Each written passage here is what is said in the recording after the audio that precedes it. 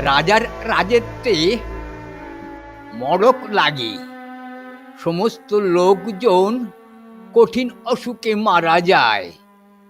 একদিন ভীষণ দাবানলে আমাদের এই ছোট্ট বস্তি বাদে বাকি সব পুড়ে ছাই হয়ে যায়। খাদ্যের অভাবে বসতির লোকজন এই জায়গা ছেড়ে চলে যায়।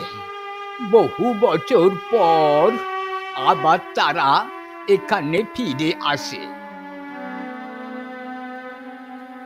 আশপাশের অনেক পরিবর্তন হলেও জঙ্গলটার কোনো পরিবর্তন হয়নি।